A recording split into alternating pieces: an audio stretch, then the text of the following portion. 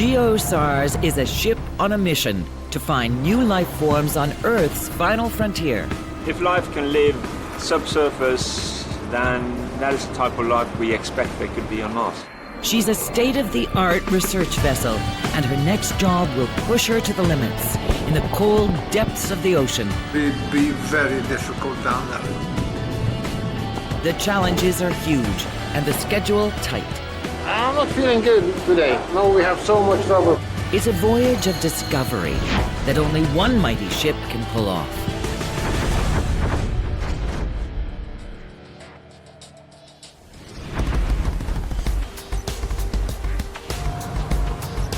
Sars was designed for one job only: marine exploration. She's in Tromsø, Norway, for an expedition that's almost science fiction, a hunt for bizarre new life forms living near poison-spewing volcanoes on the bottom of the sea. Possibility that life could have started in this type of environment. The expedition leader is Professor Rolf Peterson. Rolf believes that if life can exist in impossible conditions on our world, why not on other planets? This is one extreme environment. Clearly, if there is life on Mars, there's another extreme environment. Rolf is depending on this state-of-the-art ocean-going lab to help solve the mystery. Sars is 77 meters long and 16 meters wide. She's equipped with 7 fully functional scientific labs and packed with the latest navigational and acoustic equipment, including an ROV that can dive to 5,000 meters. Her captain is Preben Vindenes. Ja, då kommer vi går gjennom bruna och så nu på kullkaja och lägger oss och hiver på land lite grann så. It's his job to keep Sars and her high-tech equipment all running smoothly. There's a lot of things that can go wrong on a ship. Machinery problems, problem with the ROV, problem with the electronics. But we've always been able to solve our problems at sea when we have them.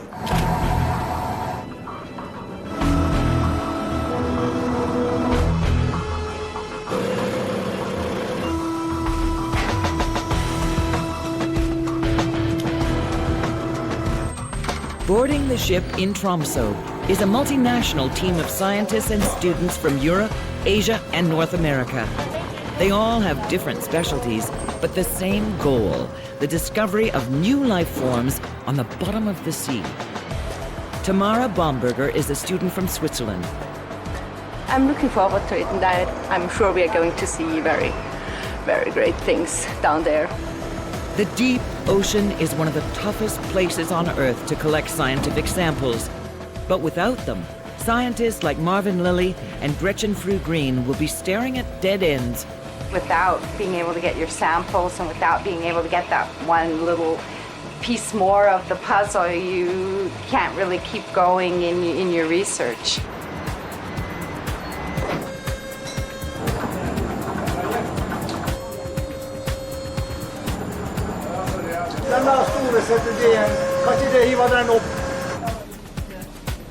There's not much time to get ready. In the biology lab, researcher Hans Turarap has one eye on his equipment and the other on the clock. Trying to get everything on board. We have to settle the labs and everything before we go out and see tonight. The tight timeline is a worry for microbiologist Ida Steen. I'm nervous about how well we will be organized. At $30,000 a day, Sars isn't cheap. The pressure is on Rolf to make sure that the mission is a success. Especially when it's 10 days, 11 days cruises. It's very sort of tight on time to get everything done. From Tromsø, Sars will travel northwest to explore a subsea mud volcano spewing massive amounts of toxic methane gas. Then she'll head west to a hydrothermal vent field to search for new life forms that can exist in extreme conditions. Some of the scientists have made this journey before. Rachel. Hello. He's alive. 1 year ago, Rolf, Gretchen, and Marvin were on board Sars for another expedition in the Norwegian Sea. Stuff's here. Are the labs the same as last year? That's the same as last year. On the very last day, they found their prize, a spectacular hydrothermal vent field that no one knew existed. Hydrothermal vents are natural exhaust ports where seawater that's been superheated by the Earth's core vents back up through the ocean floor. They create an underwater oasis that's teeming with life. They called their discovery Loki's Castle. Now they're heading back to explore it further. It's exciting to be part of any kind of discovery, but it's also exciting to be a part of the science team. The key to this mission is the ship's specialized ROV. The Bathosaurus is equipped with mechanized arms for gathering samples and high-definition cameras to give scientists an extraordinary view of deep-sea life. It has 12 850-watt electrical thrusters, making it highly maneuverable even in the deepest, coldest waters. And again, I can change that's this one. I can change where the tube is. This one. ROV pilots Arstein Abedisen and Jan Bryn work in Sars' custom-designed hangar. This feature is a big time saver. If you're mobilizing ROV system on a boat, take 2 to 3 days. Here we're talking about hours, so it's going very fast. With departure time fast approaching, the ROV pilots and scientists perform their last-minute checks. Sure enough, something's missing. Oceanographer Marvin Lilly can't find his gas chromatograph, a crucial bit of kit for analyzing the ocean environment. He goes to Rolf for help. Do you know what it looked like? Was it the same type of box? It's a black box. No, it's one gray plastic and one white plastic. It's possible that it's sitting in one of these warehouses here. It's possible it's sitting in a warehouse in Oslo. There are dozens of warehouses on the wharf, so Rolf has a dilemma. This would mean a tough decision for me, because should we go out without what we need, or should we sit here and wait and not do anything? Captain Vindenes knows this port well and makes a few phone calls. Okej, flott. Tack ska du ha. Ha det gott. The gear is on its way. It's a relief.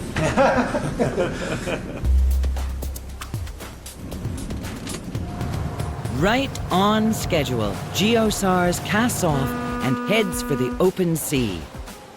Her first stop is Håkon Mosby, a mysterious mud volcano that pumps toxic methane gas into the sea. Some scientists have claimed that these are the exact conditions that have swallowed ships in the Bermuda Triangle.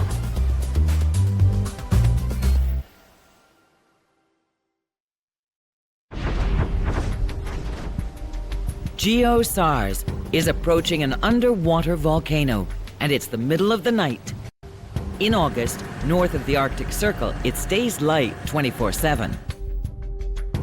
The Håkon Mosby mud volcano is still active, spewing poisonous methane gas into the sea.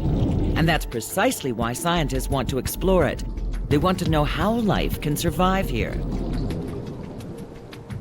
But sailing directly on top of it could be a problem. Huge methane gas bubbles make water less dense, and it's water density that keeps ships afloat. Get lots of bubbles coming up, then the buoyancy of the ships will decrease, so it will sink. A shipwreck was found near another deep-sea mud volcano. There was a wreck, a sunken ship. So again, speculation has been, did the ship sink because there was a big gas release from the seafloor? The conditions that exist at Håkon Mosby are the same that exist in the Bermuda Triangle. But the prize here outweighs the risks. The scientists want to know how life can survive in the most extreme environments on Earth.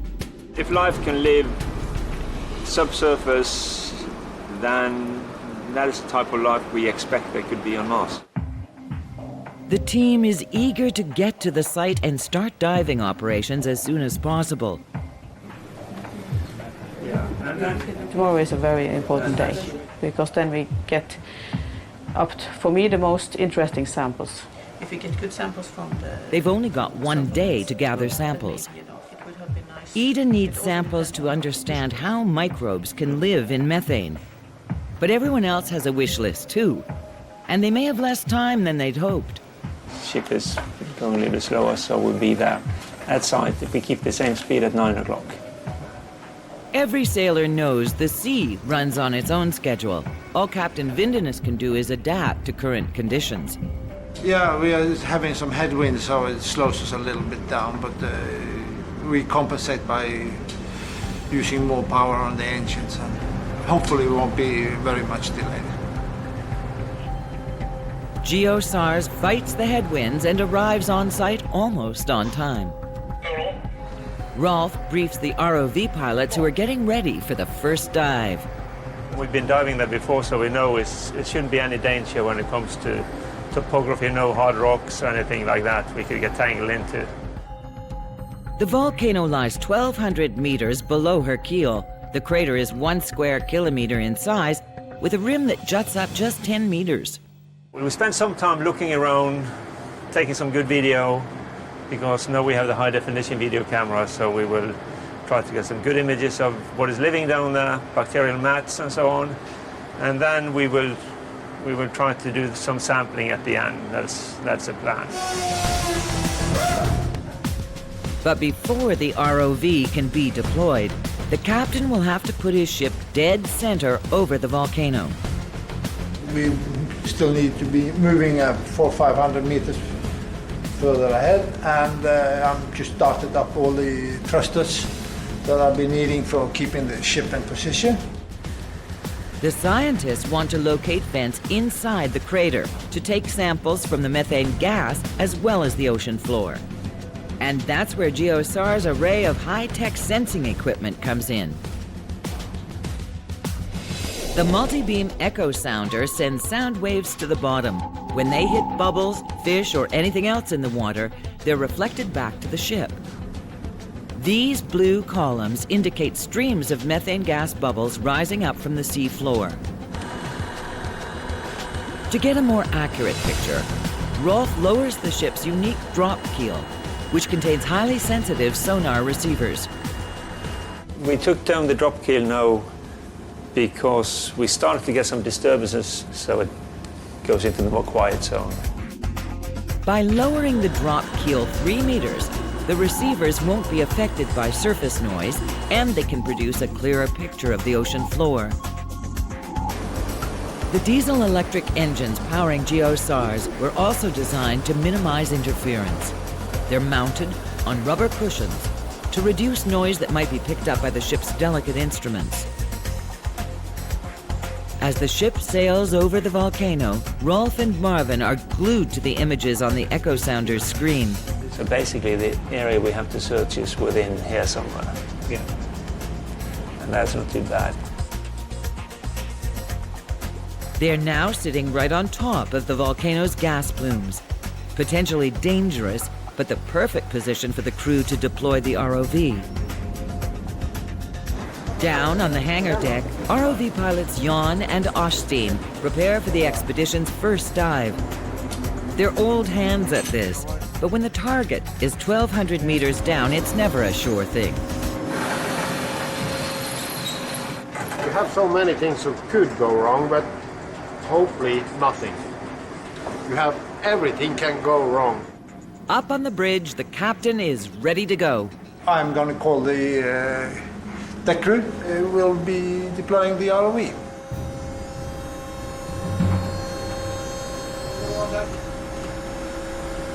It's a delicate job hoisting the $4 million Bathosaurus over the side.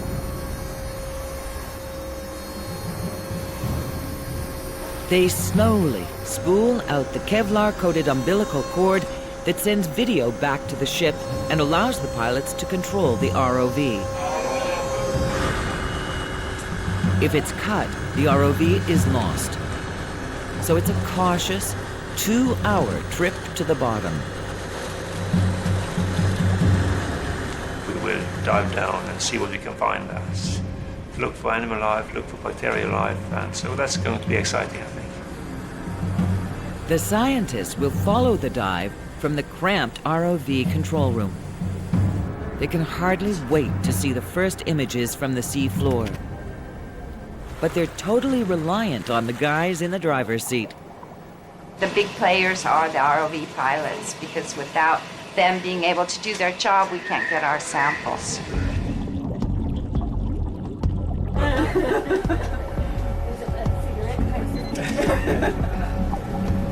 That is basically the mud coming off.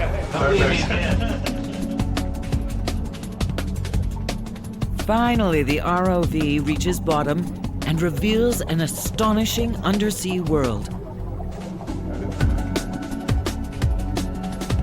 We are right in the center of the mud volcano. Oh, wow. Have you seen this before?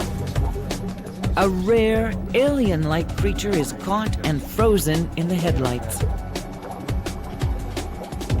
The volcano is spewing out mud and millions of cubic meters of methane gas. It's pure poison. Yet somehow the sea floor is teeming with life. Looks like they're putting their nose into the mud. Like you see these kind of small holes.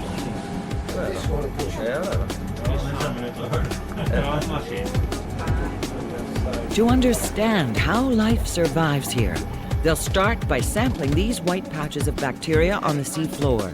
They may be the oldest forms of life on Earth. This part requires teamwork and intense concentration. While Austin makes sure the umbilical cord doesn't get caught or tangled, Jan works the ROV's mechanical hands, scooping up precious bacterial samples from the seabed. Now for some bigger game. They want to go fishing with the ROV. Well, we try to sample some of the fishes, but that's very difficult because when we start to suck them, they're swimming out. Biologist Hans Tore Rapp helps guide the ROV to a lone fish that he'd love to get his hands on. It could be a new species. Fantastic. This is really good. Hans thinks they've bagged it and heads for the lab to get his instruments ready. You know, when you're on the cruise, there are lots of people that need their samples. And sometimes you're lucky, sometimes you're not that lucky. Sars holds her position over the mud volcano while the ROV explores the ocean floor. They've got time for just one dive at this site, and the pressure is on to make it pay off.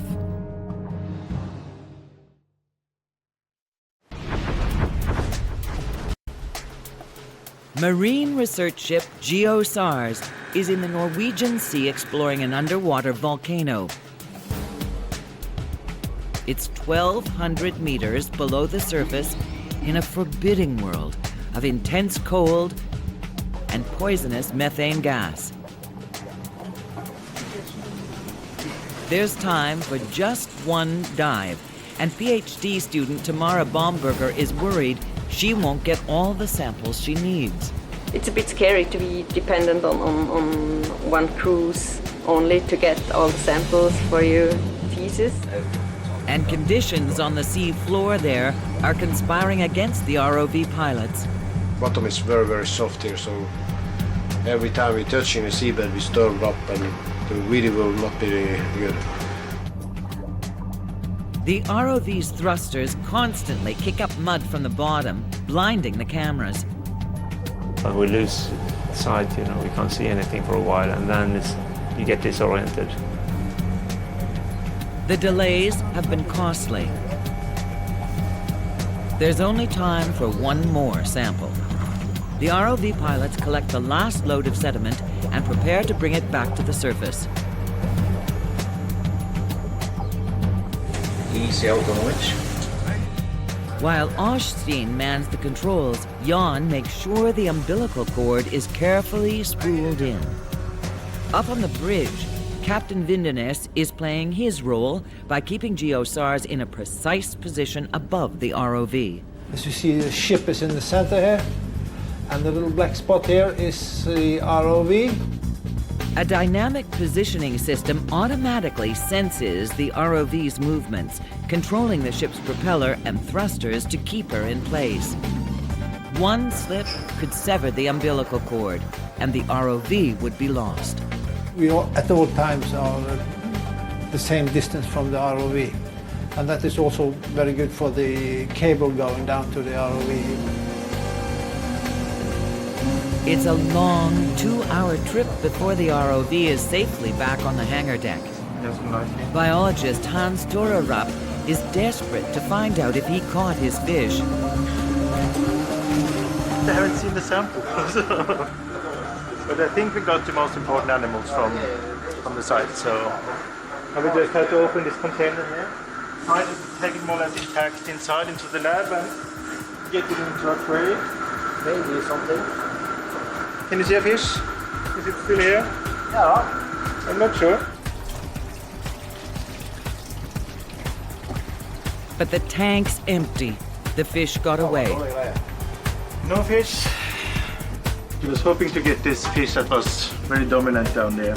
But the consolation prize, a handful of tiny cube worms. As you can see, most of the catch is actually tiny amphipods here and pieces of the tube worms. Hans gets right to work trying to figure out how they can live in such a toxic world. Ida has her prize too, a core sample from the sea floor full of microbial specimens. But there's nothing for Tamara's chemistry lab. The pressurized water samples didn't make it. We didn't get any samples, and then we heard, oh, the connection was bad between the major sampling bottles and the ROV, so yeah, no samples for us. No samples and no more time. The expedition has to move on.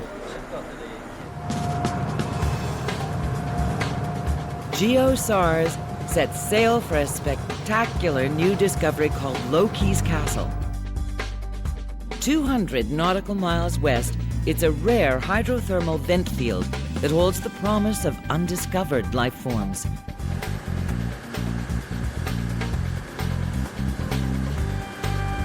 One of the key experiments they're planning involves a device called a mock ness, a specialized plankton collection net. It looks like a huge lobster trap, but its fine mesh can scoop up plankton from different depths. The plan is to sample plankton that inexplicably survives in the toxic vent plumes found 2,500 meters down at Loki's castle. But no one has ever used it so deep, and Captain Vindenes isn't sure the ship's winch can handle it. Ralph wants him to try. What we need to find out is how much pressure this mock ness will stand, and we also need to work out how much wire, because the weight of the mock ness and the wire is a big strain on the winches. It's very important for one of the students to use his sampler because he basically depends on it when it comes to his thesis work. PhD student Bernd Rydland Olsen needs plankton samples that only the mock ness can collect. Samples that may be similar to the very first life forms on Earth. If you don't make that work, a lot of my foundation for my thesis will go away, and we need to think otherwise. I've never been using it deeper than 900 meters. So this is going to be an important issue to resolve tomorrow morning. Rolf wants to drop the big net down to twice the usual depth. They'll have to convince the captain that at 2,000 meters it won't snap the ship's winches. Early the next morning, Sars is approaching Loki's castle. Last year, they almost ran out of time before finding the vent field. Now they have to retrace their steps. Yeah, I think we're skirting the edge of the buoyant part of the plume. Yeah. Oceanographer Marvin Lilly is looking for the telltale plumes of heated water floating up from the sea floor. Normally in the deep sea, temperature is a very smooth, slowly changing parameter, and in this case you see all those wild squiggles. These temperature squiggles can only mean one thing. They're sitting right on top of Loki's castle. Marvin's found it again. The pilots waste no time getting the ROV over the side. But the moment it hits the water, they lose contact, so it's brought back on deck. The pilots need to figure out what's wrong. Yeah, we have to bring the ROV back now because we didn't have any navigation. We're going to try now sort out the problem. Sars has traveled deep into the Norwegian Sea and found Loki's castle. But right now, the entire expedition is in deep trouble.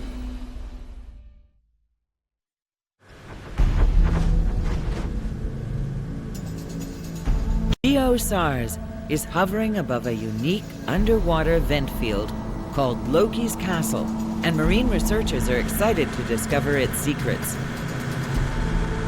But they're hung up. The ROV that's supposed to be exploring the ocean floor has a malfunction in its navigation system. It's not working. Captain Vindenus needs to sort things out, and fast. The ROV needs to know what depth and what position it's in when it's down, especially at this depth. Transponders on the ROV send position information, direction of travel, and depth back to Sars. The signal is reaching the ship, but it's not being processed. The problem is with the onboard computer system. The scientists have waited a year to dive on Loki's castle, but right now the expedition is looking like a bust. The scientists just have to wait till he finds something. Rolf Peterson goes to see the captain.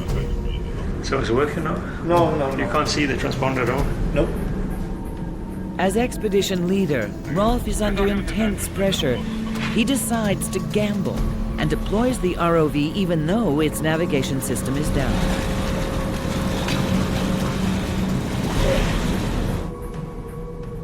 If we're not too far away from the vent field, we may be able to find a way to the field based on knowing the terrain. But the problem is you don't see very much down there. The captain thinks they'll be lucky to find anything at all. Oh, they might find it, but it will be very difficult down there. It's very deep, it's dark, the visual is very limited. But Rolf is betting that in the time it takes the ROV to get to the bottom, the captain will have solved the problem. He knows it's a long shot. It's something can be stressful to be the leader because you have to take the decisions all the time, and sometimes you take the right decision and sometimes the wrong decision. 2 hours later and 2,500 meters down, the ROV is nearing the sea floor. Back on the bridge, a technician thinks he's solved the communication problems with the ROV. The captain reboots the computer and waits. Rolf's gamble pays off. The mission is back on. So now they can dive safely and find Loki's castle. With the ROV's navigation systems up and running, Rolf directs the pilots to where he thinks the vent field is. Okay, then back up and then move down a little bit. Okay. I think it's over a little bit more on this side, somewhere on the slope. He knows that they're getting close by the color of the rocks. The high iron content in the vent plumes turns them red and orange. It's very exciting to see the different things, and every time the ROV approaches here, it's a different perspective. That is good, that is good, that is good. Nice, keep it like that for a while. That is nice, look at it.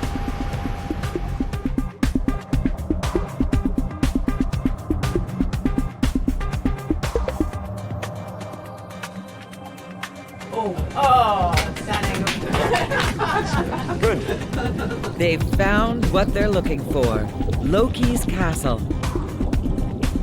5 deep-sea chimneys, each one 11 meters high, spew out seawater that's 300 degrees Celsius. It's a toxic mix of gas and sulfur, yet there's life everywhere. Unlike the mud volcano, Loki's castle is basically a deep-sea hot spring. Water and minerals are superheated and pushed up through the Earth's crust, forming these dramatic sea chimneys. What about taking the white stuff just below that? That is a different type of... Okay. Now, they've got to make up for lost time and start gathering samples fast. The ROV's propellers have disturbed delicate white bacterial matter that's settled around the vents, creating an underwater snowstorm. You want to suck that in? Yeah. Collecting bacterial samples from the chimneys takes a delicate touch. The pilots use a giant syringe attached to the ROV's arms to suck the bacteria into a cylinder. Can we have a closer look at this brownish thing? Rock samples are next. Many of the scientists will need a piece for further study. Ah, we got one in. Oh, like corals. Okay, we got a sample. Good. Full of microbial life, they're especially important for geobiochemist Ingunn Thorseth. Wow! This is always something we look for. And it's so very important, of course, to look back in time and find out what was going on before we were here. The pilots continue to gather samples with the robotic arms. It's all going to plan. Then suddenly, they lose power and the arms go dead. No pressure, no hydraulic pressure. Yeah. You can't open the sled either. No. They're 2.5 kilometers down and hours from the surface. The timing couldn't be worse. But the ROV has to come back up. Again, we have a problem. So we have to find out what's wrong. Once again, the exploration of Loki's castle is on hold. With the high-tech ROV out of commission, biologist Hans Tore Rapp wants to get very low-tech. He sends down a simple drag net to gather sea sponges, one of the first multicellular organisms that appeared on Earth. But at this depth, it's a tricky operation, and the captain is relying on the ship's echo sounder to give him a 3D image of the ocean floor, so he can steer away from anything that might snag the net. The instrumentation on the ship gives us a fantastic opportunity to sample places that were impossible to sample before.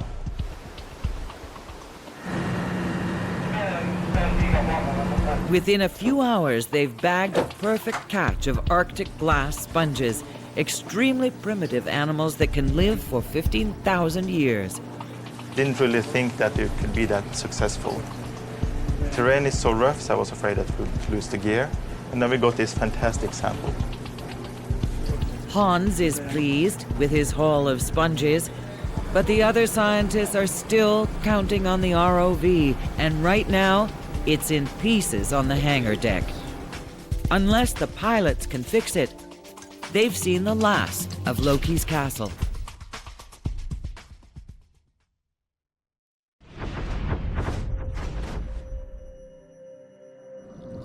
Marine research vessel Sars is floating over Loki's castle, a rare hydrothermal vent field in the Norwegian Sea. But the ship's ROV has suffered a major hydraulic failure, and the expedition has ground to a halt. Yeah, we were a bit disappointed because we didn't get any samples yesterday, but hopefully today. I'm really hoping for samples now. With the meter running on Sars at $30,000 per day, the ROV pilots are under the gun. I have to take all the strips off, yeah? Okay. We cannot go to bed when we have a problem. We have to find out what kind of problem, or can we sort it out? That's better. The delay means student Bernt Rydland Olsen has caught a break. Now he may get a chance to deploy the Mach Ness plankton net. He needs samples to complete his thesis about the food chain at Loki's castle. But Captain Vindenes still isn't convinced the big net is safe to use at this depth. Knowing that, Rolf has pored over the design specs before going to the bridge to make his pitch. We take it from there? Yeah, we checked with the specification on the pressure instrument, and that's at 5,000 meters, but clearly we're not going to that depth anyway. It will be around 2000, 2002. I think we should make an attempt to put out the Mach Ness. That's a great relief, because then hopefully he will get some good samples. Yes. Yeah. It's the news Bernd has been waiting for. I'll go get the ship on top of Loki, and if you need me to move, you just let me know. Yes. Yeah. It's 3 a.m. when the net goes over the side, and Bernd is wide awake, monitoring the computer to make sure the net opens and closes at the correct depths. He's not the only one who can't sleep. Continuous daylight and the heavy workload have played tricks on everybody's body clock. Workouts in the middle of the night, and quick naps snatched between shifts. Morning finds the pilot still laboring over the ROV and still unable to fix it. The hangar is getting crowded now because they're hauling in the Mach Ness plankton net, and it's got a problem too. And it actually collapsed here. The frame collapsed. Pressure down there is enormous, and parts of the troll actually has collapsed it. But before it broke, the net managed to scoop up a load of plankton. And Bernd has enough to complete his experiments. This just looks like small dots, but it's many small crustaceans here. And that's not all. A strange sea worm has also been caught in the net. I found something that I haven't actually seen before. It's coming from deep water, so it's kind of exciting. It's a biologist's dream, an undiscovered sea creature for further study. Back in the hangar, the ROV pilots have finally traced the problem back to an electric motor. The hydraulic problem was the electric motor that has been damaged. So we just changed that on, and now it seems to be okay. To be safe, they disable one of the hydraulic arms so it won't overload the new motor. And the ROV is deployed for the next dive down to Loki's castle. It's 2 hours down and 2 hours up, so all in all, it takes some time. Yeah. On the bottom, the single working arm starts gathering samples. That was good. Take another one. Then disaster. Unbelievably, the ROV has failed for the 3rd time. Hydraulics. But it started when you started to use that arm. But then the hydraulic system failed. The expedition is starting to feel jinxed. The ROV is brought back to the surface, and the pilots break out their tools again. I'm not feeling good today. That's because now we have so much trouble. The problem this time is the ROV's hydraulic fluid. It's turned as thick as molasses in the cold. The vent itself may be 300 degrees Celsius, but all around it the water is -1. Because of the thick oil, the motor is stressed. We have to make thinner oil. We're going to make a thinner oil. A transfusion of lightweight hydraulic fluid may fix the problem. But once again, they'll have to replace a burned-out motor.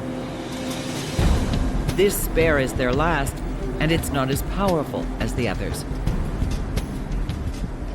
This is a little bit smaller, so we have to be very careful with the pressure.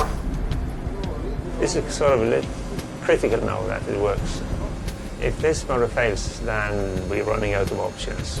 For tomorrow, we're hoping that everything works again, and we really need the technical ability to be able to manipulate the arms in order to do any kind of sampling. It's all come down to one last motor, one more dive, and one final chance to get it right.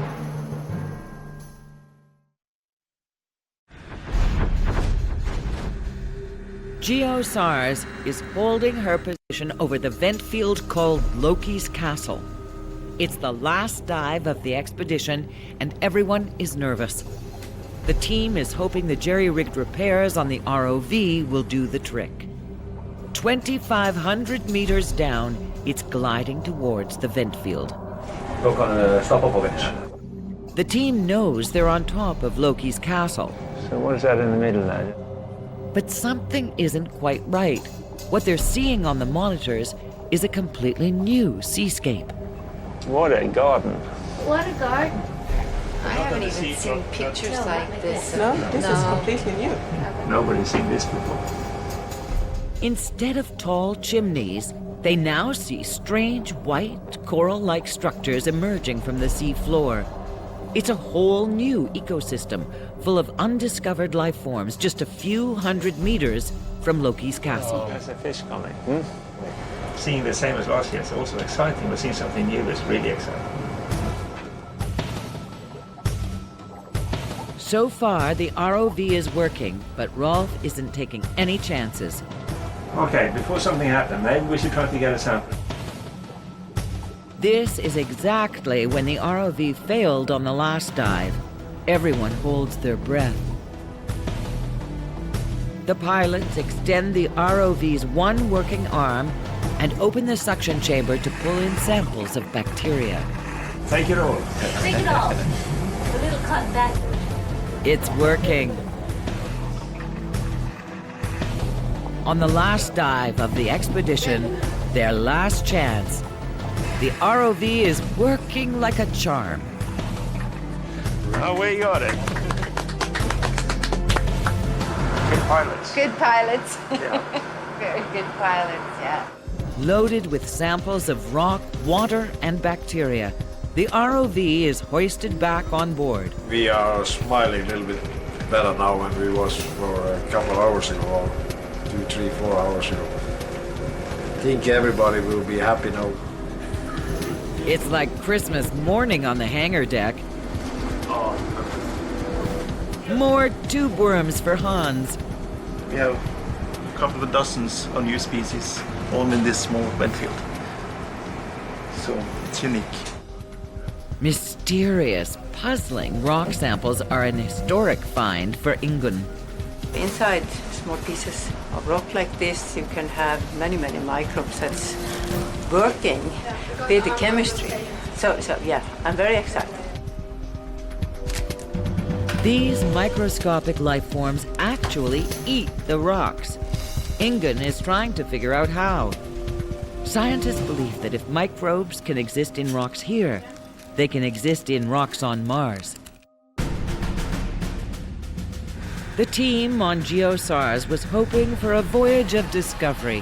What they found could change our understanding of the ocean. Near an underwater volcano, they uncovered life forms that can live in an almost toxic environment. They stumbled upon a stunning deep-sea garden at the Loki's castle vent field. Sponges that date back thousands of years. And hopefully, new forms of microbes that may tell us how life began. I'll be busy for the next couple of months, years, I don't know. Their findings may lead to more questions than answers, but that's what drives scientific research. This was excellent. It really saves the cruise from the trouble we had, and be able to find these new things. That was good. Sars is heading back to port. The scientists are going home, but not the ship's crew. They're getting ready for their next assignment. This time, it's a deep-sea mapping mission. We estimate to be in Tromsø tomorrow afternoon and change of scientists and start for the next cruise. Sars is a mighty ocean explorer, built to pursue the mysteries of the deep on Earth's final frontier.